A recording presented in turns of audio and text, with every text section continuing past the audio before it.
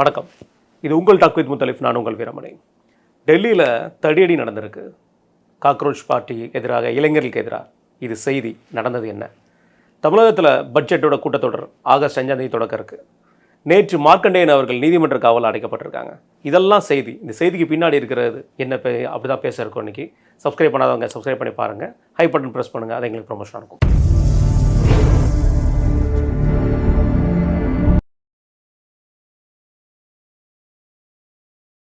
வணக்கம். வணக்கம். ஆனால் இன்றைக்கி சிவாஜி கணேசன் அவர்களுடைய நினைவு தினம் நினைக்கிறேன் இல்லையா? நினைவு தினம். நம்ம தெரியும், மிக சிறந்த ஒரு நடிகர், அது மாற்று கருத்தே இல்லாத ஒரு நடிகர் அவர். அவரோட நினைவு தினம் அதுமா ஒரு சில நினைவுகள். நடிப்புடைய பல்கலைக்கழகம் அப்படின்னு மிக சிறந்த நடிகர்னு நம்ம சொல்லிட்டு கடந்து போக முடியாது. ஆமாம். ஏன்னா அவர் அதாவது சில பேரை வாழ்த்துறதுக்கு நமக்கு வயசு இல்லைன்னுவாங்க. அந்த மாதிரி வணங்குறதுக்கு தான் அது. அந்த மாதிரி ஒருவர் தான் சிவாஜி கணேசன். நீங்கள் யார் எந்த ரோல் பண்ணாலும் அதில் சிவாஜி தெரிவார். ரஜினி ஸ்டைலாக சிவாஜி பண்ணிட்டார், அதனால் அதில் சிவாஜி தெரிவார். கமல் அழுது ஒரு இது நடிக்கிறாரா, அதில் சிவாஜி தெரிவார். இன்றைக்கி யார் என்ன பண்ணாலும், போலீஸ் வேடமா என்ன பண்ணாலும் அதில், இல்லை ஒருத்தன் வில்லன் வேடம் போடுறானா அதில் சிவாஜி இருப்பார். இல்லை நீங்கள் வேறு ஏதாவது சுதந்திர போராட்ட வீரர்கள் போடுறீங்களா, அதில் சிவாஜி இருப்பார். வீரபாண்டிய கட்டபொம்மன்னு கண்ணை மூடிட்டு நீங்கள் யோசிச்சிங்கன்னா உங்கள் கண்ணில் சிவாஜி தான் தெரிவார். கப்பலோட்டி தமிழன் நீங்கள் கண்ணை மூடிட்டு யோசிச்சிங்கன்னா உங்களுக்கு சிவாஜி தான் தெரிவார். இதை தவிர்த்து நீங்கள் யாரையும் பார்க்கவே முடியாது. அப்போது அந்த மாதிரி ஒரு நடிப்பின் பல்கலைக்கழகமாக இருந்தவர் தான் சிவாஜி கணேசன். நாங்கள்லாம் ஆரம்ப கால எம்ஜிஆர் ரசிகர்கள். அதனால் அவரை பிடிக்காது. ஏன் பிடிக்காதுன்னா, நமக்கு எதுவுமே இந்த அழுது புலம்புறதுன்றது பிடிக்காது. அதனால் அவரை நம்ம ஒரு மாதிரி எம்ஜிஆர் தான் அப்படின்ற மாதிரி பார்க்க ஆரம்பித்தோம். எம்ஜிஆர் ரசிகர்கள் எனக்கு அப்படி தான் பார்ப்பாங்க. அது எம்ஜிஆர் சிவாஜி என்னதான் அண்ணன் தம்பியாக இருந்தாலும் சின்ன வயசுலேருந்து அவர்கள் ஒன்றாக ஒரு தாய் வயிற்றில் ரெண்டு, இவங்க அம்மா அவங்க வீட்டில் போய் சாப்பிட, அவங்க இவங்க வீட்டில் சாப்பிட்டு அப்படி வளர்ந்தாலும் வெளியில் ரசிகர்களை அடிச்சுக்கிட்டாங்க. இன்னை வரைக்கும் ஃபேஸ்புக்கில் சண்டை போட்டுக்கிட்டு இருக்காங்க. அந்த படம் எம்ஜிஆர் வந்தப்போ சிவாஜி படம் இதாச்சு அதாச்சுன்னு. ஆனால் பல படங்கள் எம்ஜிஆர் படங்கள் வந்த புதுசில் சிவாஜி படங்கள்லாம் அடி வாங்கினதுன்னா அற்புதமான படங்களாக இருக்கும். அது நீங்கள் சில விஷயங்களை சில காலகட்டத்தில் ரசிக்க மாட்டாங்க, ஆனால் அதுக்கப்புறம் பார்த்தீங்கன்னா அது வேறு லெவலில் இருக்கும். கமல்ஹாசன் எடுத்த ஹேராமல் இன்றைக்கி நீங்கள் எடுக்க முடியாது. ஆமாம், குருதி பண்ணவே முடியாது. நீங்கள் எடுத்தால் கொந்தளிச்சிடுவாங்க. அப்போ அந்த தைரியம் கமல்ஹாசனுக்கு இருந்தது. கமல்ஹாசனுடைய பல சிந்தனைகள் பார்த்திங்கன்னா ஒரு 10 வருஷத்துக்கு அப்புறம் இருக்கும், அரசியலை தவிர. அப்போ அவர் சினிமாவில் அவர் யோசிச்சது எல்லாமே இது. இன்றைக்கி பார்க்கும்போது பிரமிப்பாக இருக்கும். ஒரு பார்வை மாற்றுத்திறனாளியாக நடிக்கிறதுக்கெலாம் தைரியம் வேணும். ஒரு பேசாத ஒரு படத்தை எடுக்கிறதுக்கு தைரியம் வேணும். ஒரு படத்தில் ஹீரோயினே இல்லாமல், பாட்டே இல்லாமல், கடமை கண்ணியம் கட்டுப்பாடுன்னு ஒரு படம் ப்ரொடக்ஷன் பண்ணுறது. அது மாதிரி பல விஷயங்கள் அவர் முன்னோடி கமல்ஹாசன். அது மாதிரி தான் சிவாஜி கணேசன். பிறகு நம்ம இடதுசாரி இயக்கங்கள் இதெல்லாம் வரும்பொழுது நடிப்பு, கலை இதெல்லாம் பற்றி படிக்கும் பொழுது அவரை நம்ம பெருசாக பார்க்க ஆரம்பித்தோம். அந்த பார்வை நம்முடைய பார்வை மாறும் பொழுது தான் அவருடைய அற்புதமான நடிப்பு திறன் இது. இன்றைக்கும் எங்கள் வீட்டில் கூட திட்டுவாங்க, 3 படம் போட்டால் நான் எந்திக்கவே மாட்டேன். தங்கப்பதக்கம், கௌரவம், ராஜபட்டரங்குது. இந்த 3 படமும் ஃப்ரேம் பை ஃப்ரேம் என்னை பேசுவேன். ஃபஸ்ட்டு ஃப்ரேம்லேருந்து லாஸ்ட் ஃப்ரேம் வரைக்கும். அதே மாதிரி எனது நண்பர் விஜய் விஸ்வநாதன், அவரும் அந்த மாதிரி. அப்போது அதில் அவர் எப்படி அந்த இது நடிப்பை கொண்டு வந்திருப்பார் ஒவ்வொரு சீனுன்றதெல்லாம். அது இன்றைக்கும் காவல் அதிகாரிகள் அப்படின்னா நீங்கள் தங்கப்பதக்கம் தான். ஆமாம், எத்தனை அதிகாரி எப்படி வேணால் வரட்டும், ஆனால் அந்த காவல் அதிகாரிகள்னு ஒரு மெடுக்கு காட்டணுன்னா அதுதான். அதில் நீங்கள் ஒரு சீனில் அவர் இந்த இதுவாக இருப்பார், எஸ்பியாக இருப்பார்ல, அந்த ட்ரெஸ்ஸு அவுத்து விட்டு உள்ளக்க பனின்னு பெல்ட்டோடு இருப்பார். அந்த பொண்ணு சொல்லும், நான் இன்றைக்கி மாமாவை கேட்டுற போகிறேன் அப்படின்னு, ஏதோ ஒரு மேட்ருக்கு டீயை கொடுக்கும், கிடுகிடுன்னு ஆடும். மாமா சர்க்கரைக்கு டீ சரியாக இருக்கா சொல்லுங்கள் அப்படின்னாங்க. வாட் அப்படின்வார். இல்லை சர்க்கரைக்கு டீ சரியாக இருக்கா, சர்க்கரைக்கு டீயா அப்படின்னு இது பண்ணுவார்.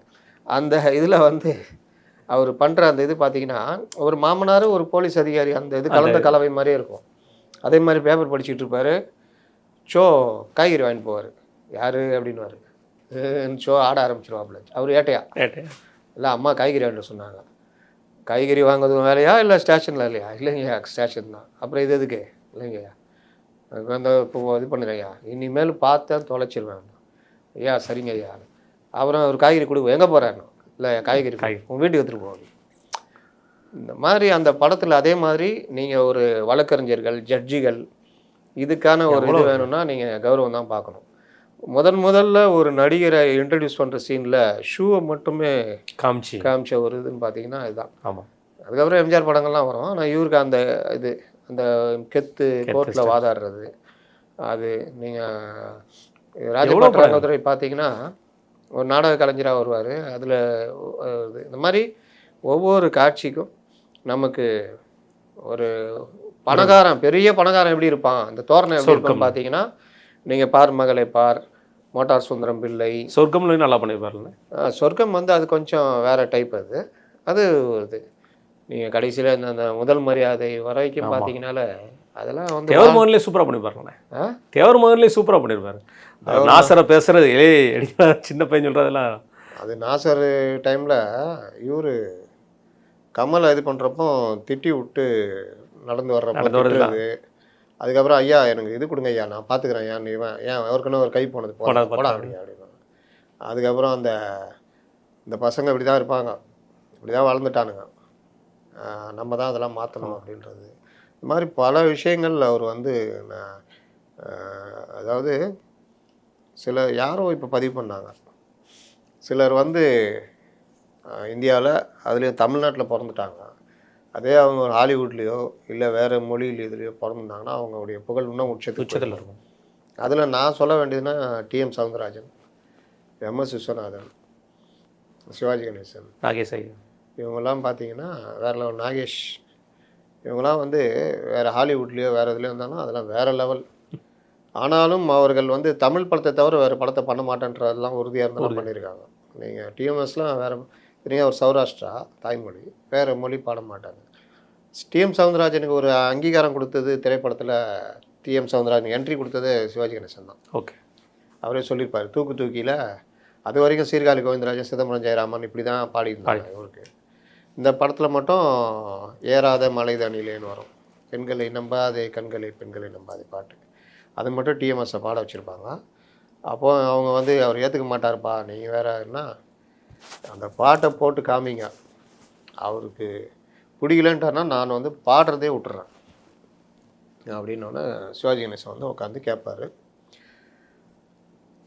அவரையே பார்த்துக்கிட்டு இருப்பார். எங்கே இவர் வேணான்ட்டார்னா நம்ம சொன்னது நம்ம திரை வாழ்க்கையே முடிஞ்சிடும் அப்படின்னு மௌனமாக கேட்டுட்டு எந்திரிச்சு இந்த படத்தில் எல்லா பாட்டையும் சவுந்தரராஜனே பாட சொல்லுவேன் போடுவார். அப்படி என்ட்ரி ஆனது தான் அவர். அதுக்கப்புறம் எம்ஜிஆருக்கு பாடி அப்புறம் 2 பேருடைய ஆசான பாடகராக அவர் ஆகிட்டார். சிவாஜி கணேசன்னா டிஎம்எஸ் தான், வேறு குரல்லாம் நீங்கள் இது பண்ண முடியாது. அவர் சும்மா ட்ரை பண்ணி பார்த்தது தான் எஸ்பிபி எல்லாம், பொட்டு வைத்த முகட்ட பாட்டெலாம். அந்த மாதிரி ஒரு மாபெரும் கலைஞன் அவருடைய நினைவு நாள், நூற்றாண்டு விழா, நூற்றாண்டு ஆரம்பிக்குது.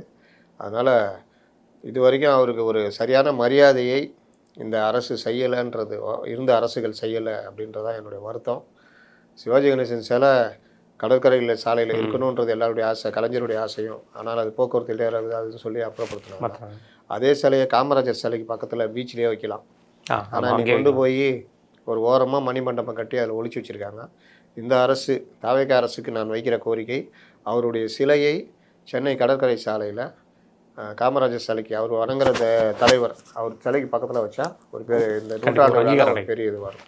தமிழகோட பட்ஜெட், முதல் பட்ஜெட், திருத்தப்பட்ட பட்ஜெட் ஆகஸ்ட் 5ஆம் தேதி 6ஆம் தேதி வேளாண் பட்ஜெட் தேதி அனௌன்ஸ்மெண்ட் பண்ணிட்டாங்க. சபாநாயகர் சொல்லியிருக்கிறாரு. இந்த பட்ஜெட் கூட்டத்தொடர் எப்படி இருக்கும்னு நீங்கள் நினைக்கிறீங்க?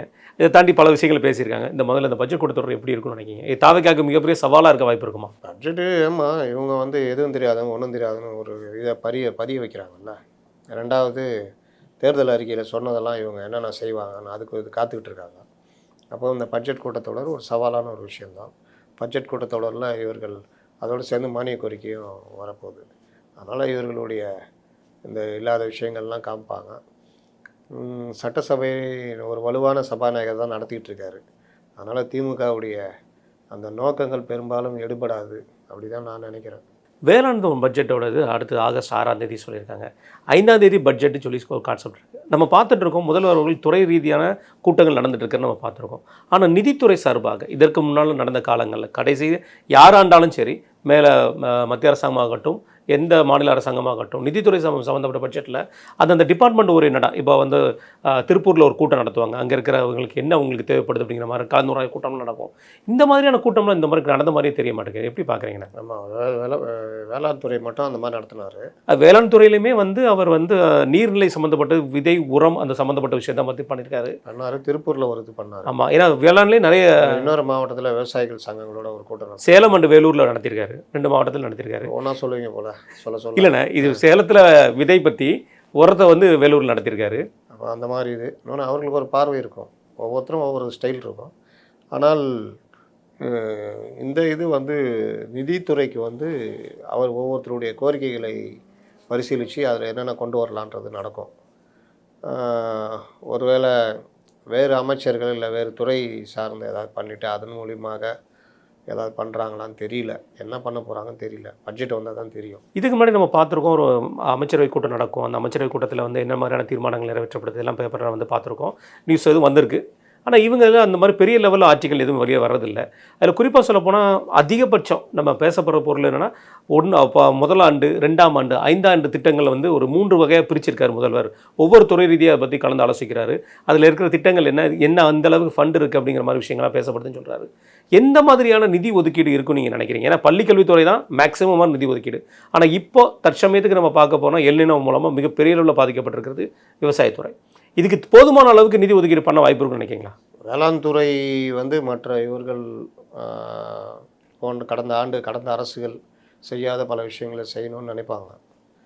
எல்நினோ பாதிப்பு அப்படின்றது வந்து அதை தாண்டி இந்த வருஷம் எல்லாருக்குமே பருவமழை பொய்த்திருக்குது. அதாவது கர்நாடகா, கேரளா உட்பட பருவமழை பொய்த்திருக்கிறது. அதனால் அதை மாற்றி இந்த ஊடுபயிர்கள், சிறுதானியங்கள் அந்த மாதிரி விஷயங்களை ஊக்குவிக்கிறதுக்காக தான் அந்த 134 கோடியை ஒதுக்குனது.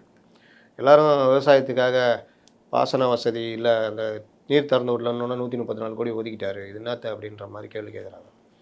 அந்த ஒரு விஷயத்தை போய் உள்ளூர என்னன்றதை பார்க்கணும். 134 கோடி இவர்கள் ஒதுக்குனது குறிப்பாக மாற்று பயிரிடுறதுக்கும் அதற்கான உதவி மற்ற விஷயங்களுக்காக தான். அந்த மாதிரி ஒரு பக்கம் கவனம் செலுத்துறதே ஒரு நல்ல விஷயம் தான் நான் பார்க்குறேன். விவசாயிகள் இந்த எல்நினோ பாதிப்பு வருது அப்படின்னா, இப்போது இந்த பட்ஜெட் கூட்டத்தோடு நடக்கும் பொழுதே தென்மேற்கு பருவமழை எப்படி இருக்குது என்னன்றது பார்க்கணும். அதனால் இவர்கள் என்ன பண்ண போகிறாங்கன்றத அந்த விவசாய பட்ஜெட்லாம் போட்டால் தான் நமக்கு தெரியும். ஐடியா கிடைக்கும். இவர்களுக்கு இன்னொரு சிக்கல் இருக்குது. நீங்கள் இந்த விவசாய கடன் தள்ளுபடி இந்த மாதிரி விஷயங்கள்லாம் நீங்கள் கடந்த கவர்மெண்ட் வரைக்கும் பிரச்சனை இல்லாமல் இருந்தது.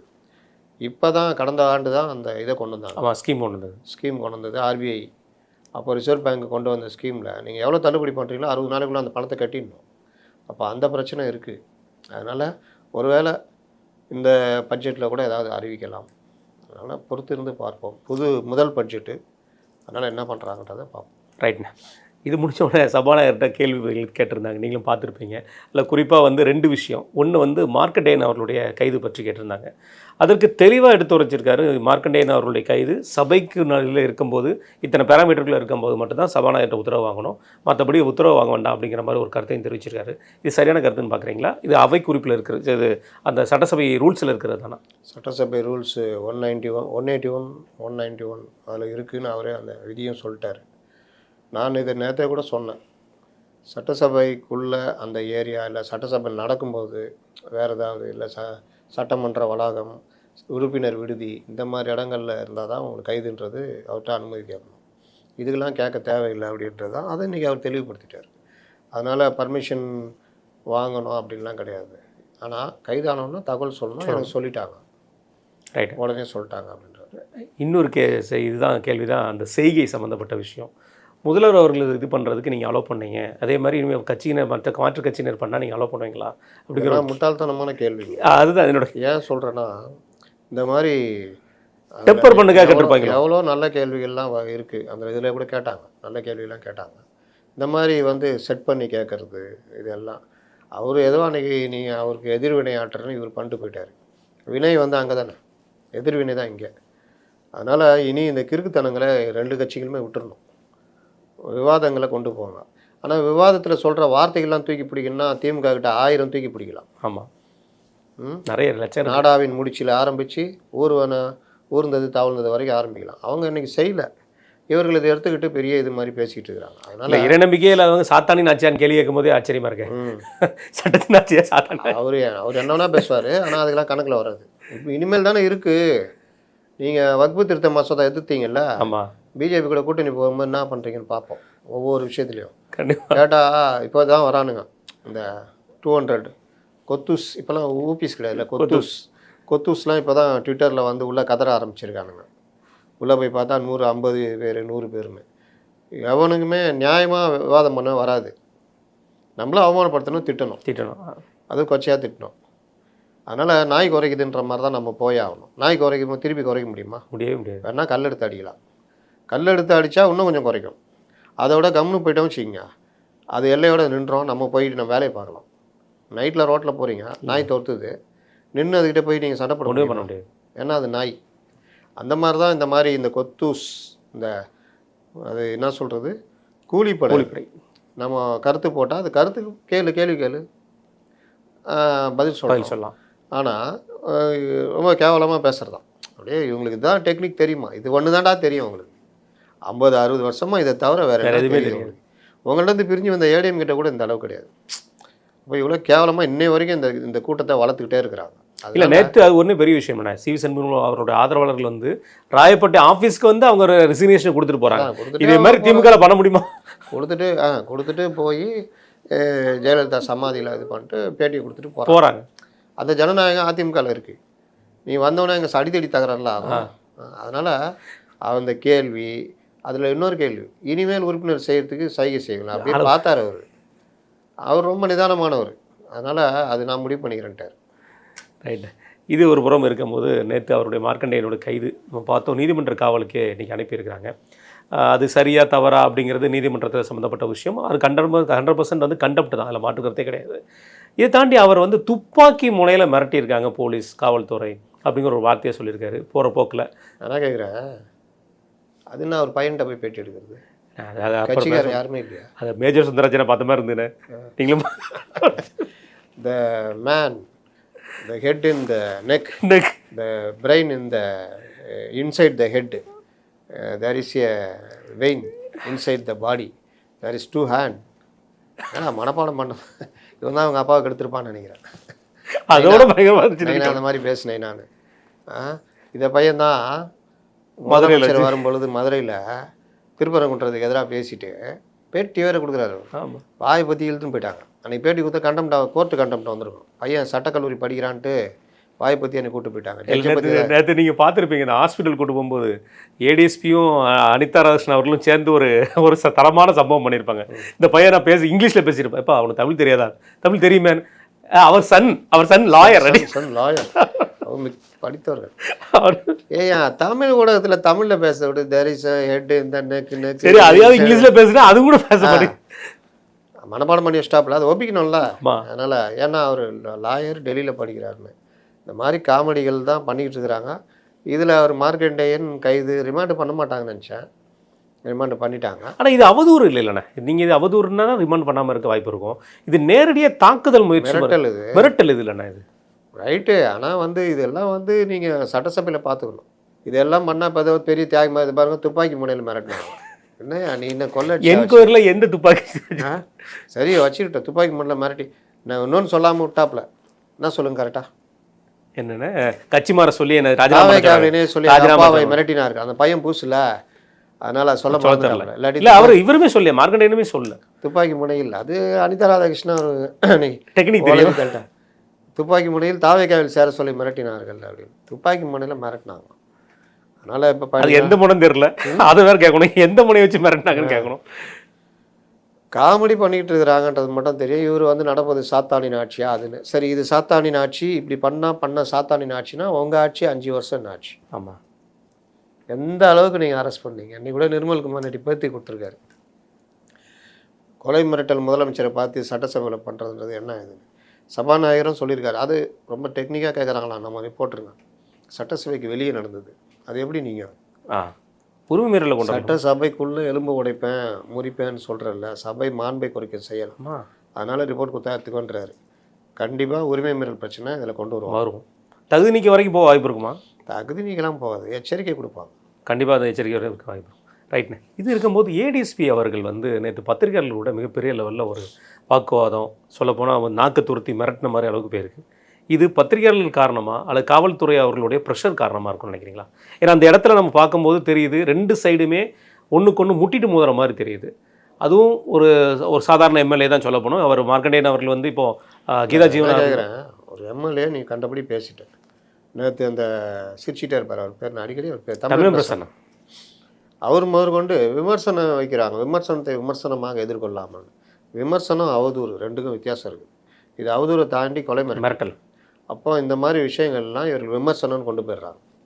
முட்டாள் முதல்வர் சொன்னாருன்னு அன்றைக்கே நம்ம எல்லாருமே கண்டித்தோம். ஆமாம், ஒரு முதல்வரை முட்டாள்னு பேசுறது சரியில்லை அப்படின்னு. அன்றைக்கி ஏதோ அந்த தேர்தல் நெருக்கன்றதுனால கை வைக்கல. சரி, அவங்க பேசிட்டாங்கன்றதுக்காக நீங்கள் வந்து அதே சொல்லுங்கள். சரி, நீங்கள் 75 வருஷம் கட்சியாச்சு, நீங்கள் அதுக்கு மேலே சொல்லிட்டீங்களா? நாதாரி, நாய், ஆமாம், தற்குறி எல்லாம் சொல்லிட்டீங்க. அதை தாண்டி அவருடைய சொந்த வாழ்க்கையும் பல இது பேசிட்டீங்க. இந்த பையனை அது பேசுகிறான், அவங்க பையனே அவங்க கூட இல்லைன்றான். ஏக அவசியம் இல்லாத பேச்சது. அப்போது இந்த மாதிரி விஷயங்கள்லாம் இவர்கள் வந்து நாகரிகம் இல்லாமல் நடந்துக்கிறாங்க. நீங்கள் உலகக்கோப்பை இது ஃபுட்பால் நடந்தது, பெரும்பாலான நாட்கள் அர்ஜென்டினா ரசிகர்கள் மெஸ்ஸியுடைய தீவிர ரசிகர்கள். எனக்கு மெஸ்ஸி ஆரம்பத்திலேருந்து பிடிக்காது. ஏன்னா அவர்கள் மைதானத்தில் நடந்து கொள்ளுகிற விதம், அவர்களுடைய ஏமாற்றுத்தனம், அவர்களுடைய வெற்றி பெரும்பாலும் முரட்டுத்தனமான ஆட்டம், தள்ளி விடுறது, மிரட்டுறது, ரெஃப்ரியை டாமினேட் பண்ணுறது. அவங்களுக்கு மட்டும் ரெஃப்ரி கண்டுக்க மாட்டார். இந்த மாதிரிலாம் பண்ணி தான் இவர்கள் இது வரைக்கும் அப்படியே வந்திருக்காங்க.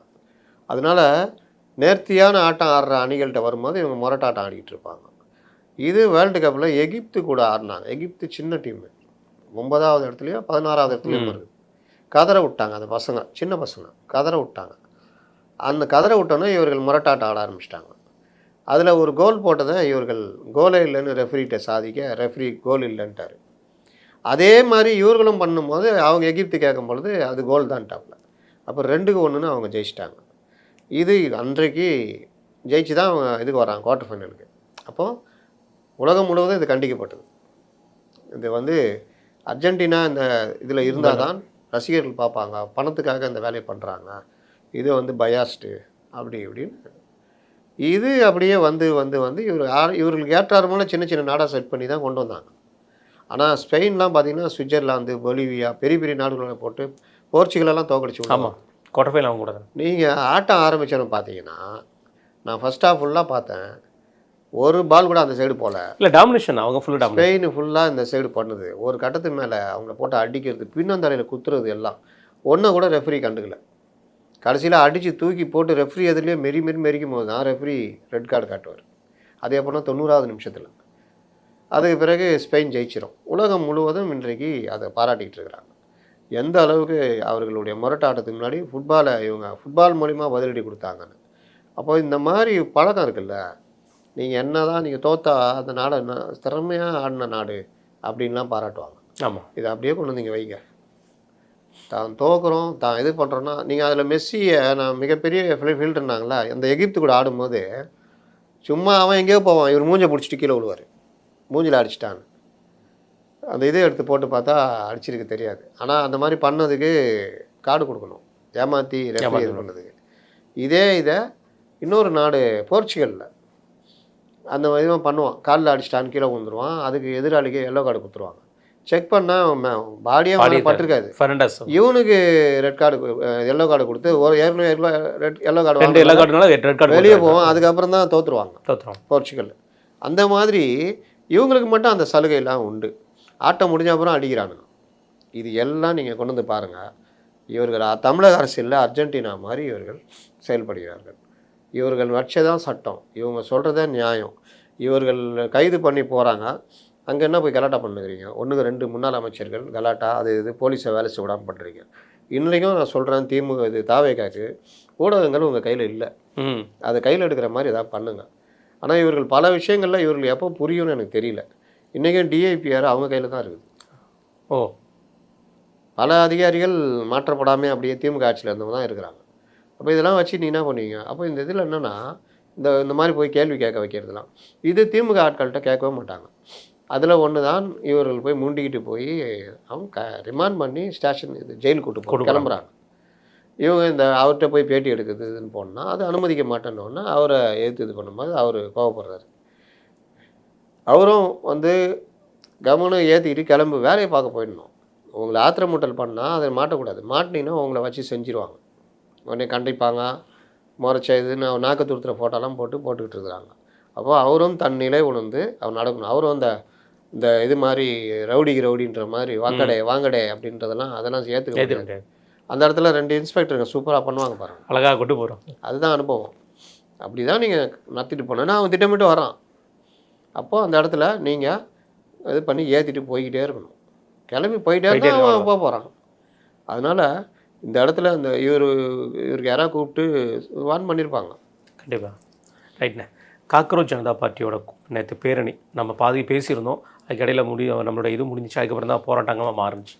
அந்த பேரணி ஆரம்பித்து அந்த பேரணி நெருங்கும் போது நம்ம நாடாளுமன்றத்தை நெருங்குற வரைக்கும் அலோவ் பண்ண போலீஸ் பேசிகிட்டு இருந்தாப்புல. அதோட காக்ரோச் ஜனதா பார்ட்டியோட தலைவர் பேசிகிட்டு இருக்கும்போது அங்கே இருக்கிற நிர்வாகிகளை காவல்துறையிலும் சிஎஸ்ஆர் அவங்க சிஆர்எஃப் அவங்கள தாக்கும் போது அது வந்து தடியடி போகிறவா மாற ஆரம்பிச்சது. இது எப்படி பார்க்குறீங்க? இது ஒவ்வொரு போராட்டமும் ஏதோ ஒரு முனையில் தடியடியாக மாறி அந்த போராட்டங்கள் கலைக்கப்படுதா, அல்ல அந்த போராட்டங்கள் நோக்கங்கள் கலைக்கப்படுதா?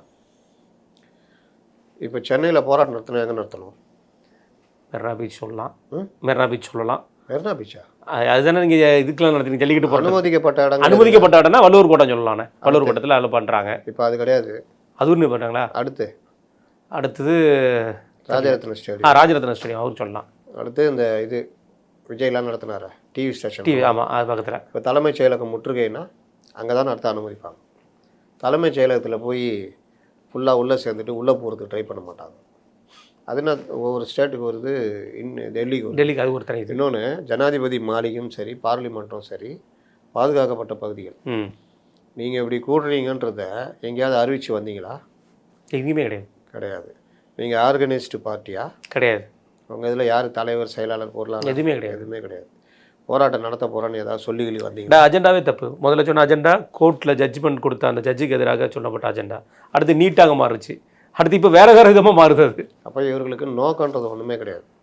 நீட்டுன்றது உங்களுக்கு இன்றைக்கி போய் ராகுல் காந்தி பார்க்குறாங்க, காங்கிரஸ் ஆதரவு எல்லாம் கொண்டு வந்தது யார்? காங்கிரஸ் தான். பண்ணது யார்? காங்கிரஸ் தான். இல்லை, அப்போ இன்றைக்கி இது வந்து ஒவ்வொரு காலகட்டத்திலையும் நீங்கள் முன்னாடி விவசாயிகள் போராட்டம், இன்றைக்கி இப்போ விவசாயிகள் போராட்டத்தை தூண்டி ஆரம்பிச்சிட்டாங்க. இது எல்லாமே என்னென்னா இந்த அரசுக்கு நெருக்கடியை கொடுக்கணும் ஏதோ ஒரு வகையில்னு. பெரிய கோரிக்கைகள்னு பார்த்தீங்கன்னா ஒன்றும் கிடையாது. நீட்டை ரத்து பண்ணணுன்னு கொண்டு வந்தீங்கன்னா அது என்ன கோரிக்கை? அது அப்படின்னா நாளைக்கு யூபிஎஸ்சி எக்ஸாமை ரத்து பண்ணு, டெட் எக்ஸாமை ரத்து பண்ணு, ஒன்றுக்காக கிளம்பி வருவீங்களா? இதை ஒரு கோரிக்கையாக வச்சுக்கிட்டு போராடுறதும் உண்ணாவிரதம் இருக்கிறதும், இதுக்கு ஆதரித்து பிரகாஷ்ராஜ் போன்றவர்கள் வர்றது, பேசுகிறது, இது எல்லாத்தையும் பார்த்தீங்கன்னா இவங்க அன்ஆர்கனைஸ்டாக வந்து அங்கே குமிறாங்க. அப்போ அன்ஆர்கனைஸ்டாக குமிஞ்சது தடியடி எப்போ நடக்குது? மாலை 5 மணிக்கு காலிலேருந்து இவர்கள் இந்த மாதிரி குமிறாங்க. அப்போ இந்த மாதிரி வர்றவங்க பல பேருக்கு ஏன் வந்தோன்னே தெரியாது. போட்டுருந்தாங்க, நான் பார்த்தேன், வந்தேன் நானுன்றாப்புல. ஒருத்தர் அடி வாங்கிட்டே பேசுகிறார். நான் அடி வாங்கினேன், நான் அடிச்சிட்டாங்க, நான் வந்து இவங்க சொல்லிலாம் இதெல்லாம் கிடையாது, நான் அதை பார்த்துட்டு நான் வந்தேன்றாப்புல. அப்போ இந்த மாதிரி ஆர்வக்கோளாறில் வர்றவங்க எல்லாம் அவரே சொல்கிறாரு, இங்கே ஒரு இது பக்கம் அங்கே அவங்க இவங்க நாட்களில் இவங்கள அடிக்க ஆரம்பிச்சிட்டாங்க, நாங்கள் யார் தடுக்கிறது இவங்கள? அப்புறம் போலீஸ் அடிக்க ஆரம்பித்தாங்க. அதுன்னு நீங்கள் பார்லிமெண்ட்டை போய் முற்றுகையிட்டதே முதல்ல தவறான ஒரு விஷயம். அப்போ அவங்களுக்கு எப்படி இந்த படையை, துணை இராணுவ படை எப்படி இறக்கலான்னு கேட்குறாங்க. பார்லிமெண்ட் அட்டாக்லாம் ஞாபகம் இல்லையா? மறந்து போச்சா? அந்த கூட்டத்தில் யாராவது ஒரு தீவிரவாதி யாராவது இருந்து ஒரு பாம் பிளாஸ்ட் தான் பண்ணானா? இது ஒரு ஆர்கனைஸ்டு பார்ட்டினா ஓகே சொல்லலாம். ஆர்கனைஸ்டு பார்ட்டினா கூட தடுத்துருவாங்க. நீ வாட்டில் இதில் சமூக வலைதளத்தில் அழைப்பு கொடுத்து வந்து சேர்ற கூட்டம், இதில் யார் இருப்பான் என்ன இருப்பான்னு யாருக்கு தெரியும்? அதில் ஒரு அந்த இவன் வந்தானே கசாப், அந்த மாதிரி ஒரு 4 கசாப் வந்தால் என்ன செய்ய முடியும்? உள்ளே பூந்து அடித்து பாம்புக்கும் போட்டாங்க, என்ன பண்ணுவீங்க? யார் பொறுப்பேற்றுக்கிறது? அப்போது சிஏஎஸ்எஃப்பையும் இதில் வேறு நேற்று ஒருத்தர் கேட்குற ரிப்போர்ட்டர், சிஏஎஸ்எஃப் வந்து துப்பாக்கி வச்சு நிற்கிறாங்களே அப்படின்னு. அப்பா சிஏஎஸ்எஃப் துப்பாக்கி இல்லாமல் என்னைக்கா நீ பார்த்துருக்கியான்னு நான் கேட்டேன். இல்லை சார், குறி வச்சு நிற்கிறாங்களே. பார்லிமெண்ட்டும் ஜனாதிபதி மாளிகையும் முக்கியமானது. நீ அந்த இடத்துல ஓரளவுக்கு தான் தடுப்பாங்க. அது மீறி அத்துமீறி நுழையிற, இல்லை ஒரு தீவிரவாதி இதுவே 2 பாமை கட்டிக்கிட்டு உள்ளே வரான்னு என்ன பண்ணுவீங்க? ரெண்டாவது ஹவுஸ் நடந்துட்டு இருக்கு.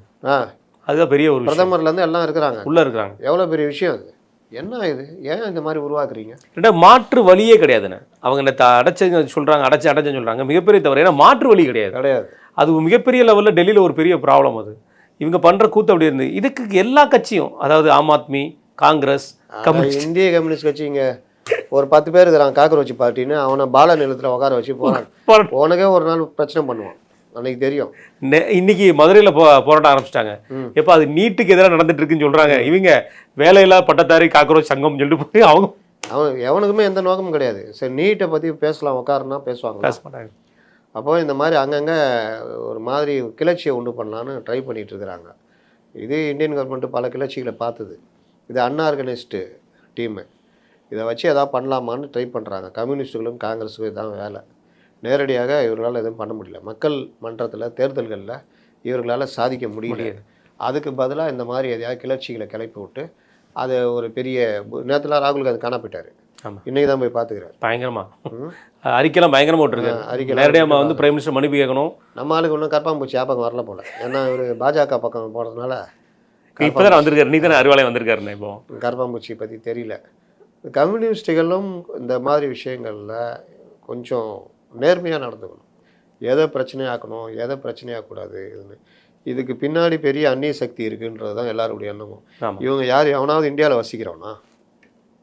இங்கே இருக்கிற கூடுனா பாவி மாணவர்கள் இளைஞர்களை தவிர்த்து தலைமை தாங்குற எவனாவது இந்தியாவில் கிடையாது கேளுங்க. வந்தவன் ஒருத்தன் ஜெர்மனு, ஒருத்தன் வந்து அமெரிக்கா, ஒருத்தன் வந்து ரஷ்யா. பாஸ்போர்ட்டை முடக்கி வச்சிடணும். முடக்கி வச்சுட்டதுனால அது பண்ண தெரியும், விவரம் தெரிஞ்சு போயிடும்.